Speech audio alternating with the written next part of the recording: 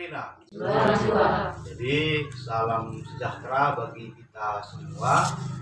Kemudian kami juga mengucapkan terima kasih kepada ibu-ibu sekalian yang sudah menghadiri pertemuan kelompok kita ini. Jadi dalam pertemuan kita hari ini kita melanjutkan kembali pembelajaran kita tentang pencegahan dan penanganan terhadap anak stunting. Jadi khususnya dalam materi pembelajaran kita pada hari ini, kita akan sama-sama belajar, sama-sama berdiskusi tentang layanan yang bisa kita akses untuk penanganan anak stunting.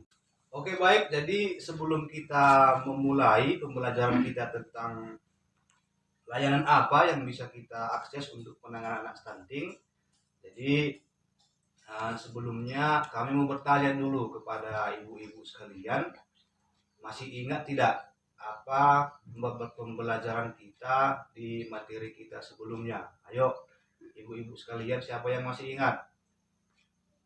Ayo, siapa yang masih ingat? Coba.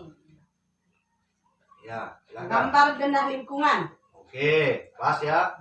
Oke, Lingkungan kedua. sekitar dapat mencegah stunting. Iya, benar sekali. Memanfaatkan kemampuan dini dan keluarga untuk mencegah stunting. Iya, benar sekali. Jadi itulah yang kita pelajari dalam materi kita sebelumnya. Jadi karena masih diingat, jadi saya mau kita tepuk tangan dulu untuk kelompok ini. Nah, oke, jadi pertanyaan selanjutnya kepada kita supaya kita memahami materi kita hari ini, yaitu kira-kira kalau di lingkungan sekitar kita ada tidak kita melihat ada anak yang terkena stunting, baik dari keluarga kita maupun dari tetangga kita? Tidak ada ya. Jadi puji Tuhan. Kemudian selanjutnya kalaulah misalnya di keluarga kita ada anak yang terkena stunting, atau mungkin kita ada melihat anak tetangga kita ada terkena stunting, kira-kira apa yang kita lakukan? Kita melaporkan ke bidan desa. Melaporkan kepada bidan desa. Benar sekali. Ada jawaban yang lain? Ada jawaban yang lain. Apa yang kita lakukan jika ada anak kita atau anak tetangga jika terkena stunting? Kita bilang sama orang tuanya biar tidak diatur gizinya. Iya, mengarahkan kepada orang tua supaya gizinya diatur. Oke, baik. Terima kasih atas jawaban ibu-ibu sekalian. Lalu mungkin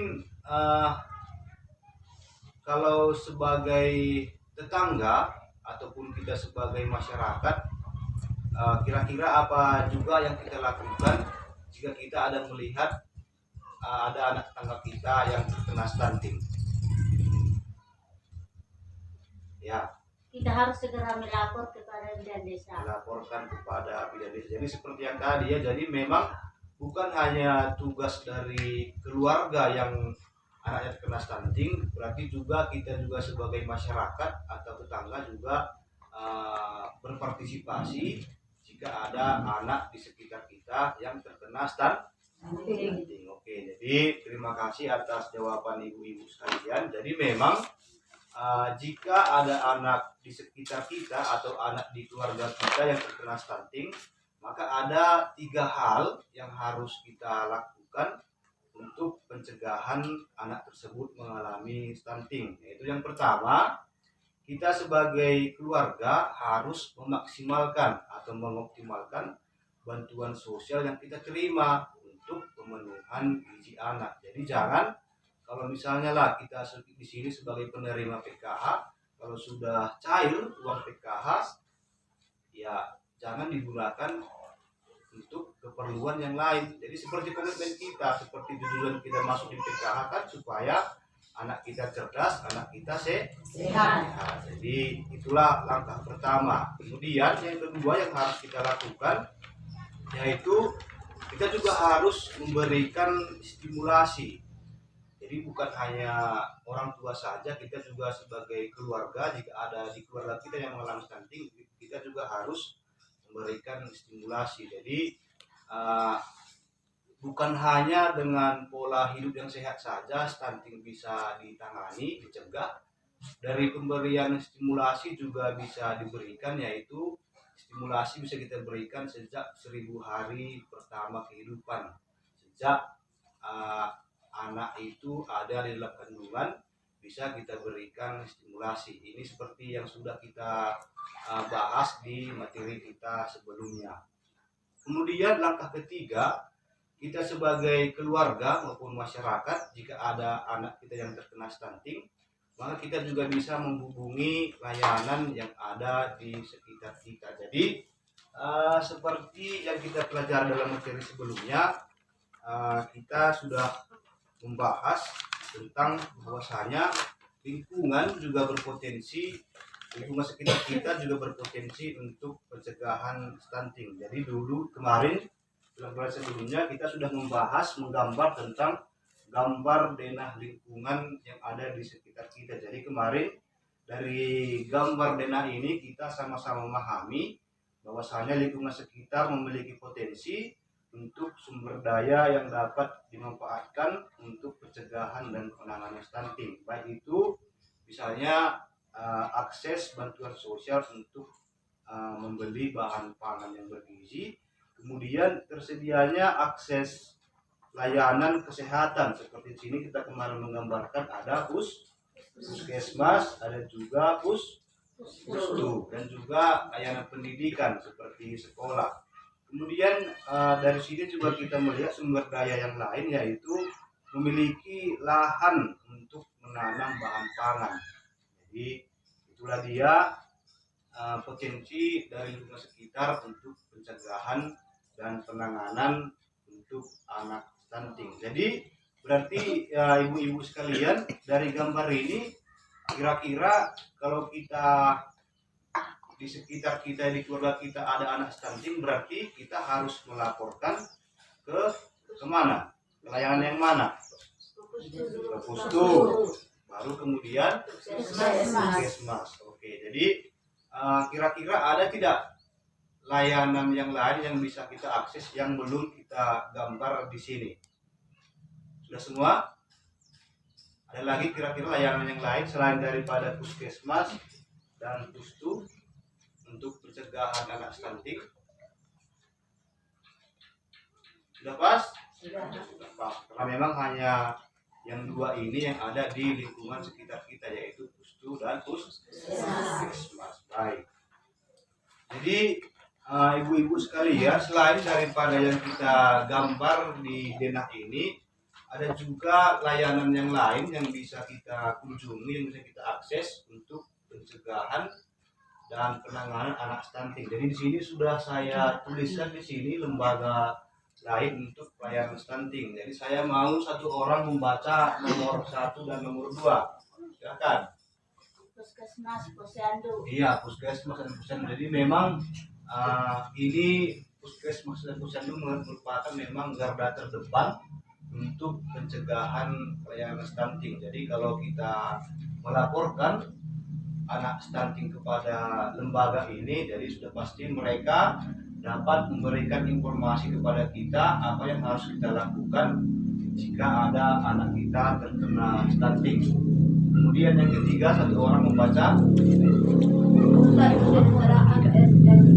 Pusat Kesejahteraan Sosial SRT.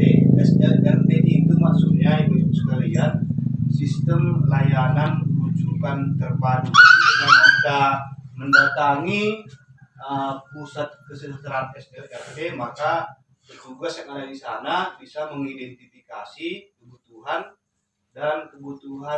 keluarga kita, keluarga yang kurang mampu, dan melaksanakan rujukan kepada pengelola program yang kita butuhkan. Oke, yang keempat, satu orang membaca Dinas sosial. dinas sosial. Jadi dinas sosial juga merupakan layanan yang bisa kita kunjungi.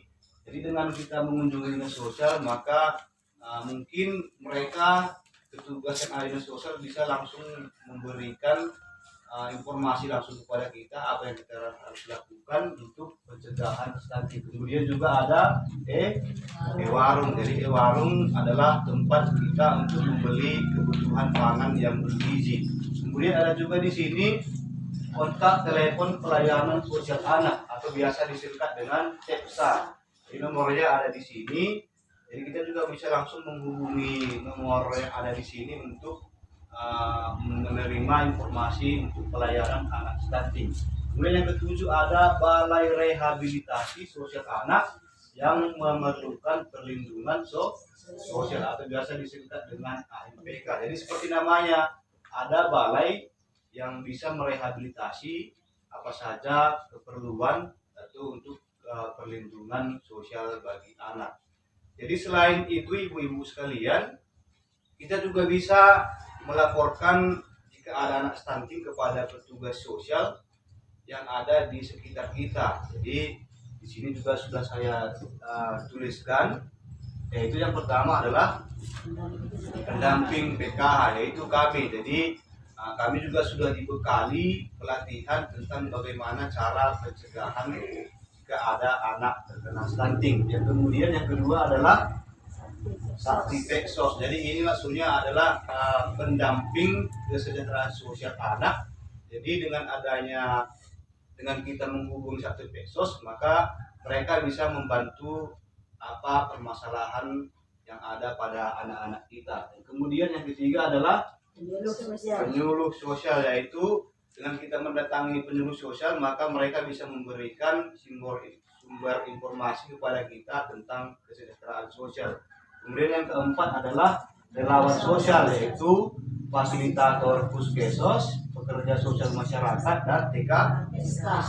Jadi dengan kita mendatangi lembaga-lembaga layanan-layanan yang ada di sini tadi, baik juga petugas sosial, jadi pasti kita bisa dibantu untuk menghubungkan langsung dengan layanan yang kita butuhkan terkait dengan pencegahan stunting. Jadi jika ada kekerasan stunting bisa tertangani dengan baik. Begitu ya ibu-ibu sekalian. Jadi sampai di sini pembelajaran kita tentang layanan yang bisa kita akses untuk pencegahan anak stunting. Semoga pembelajaran ini bermanfaat dan kita laksanakan di kehidupan sehari-hari kita.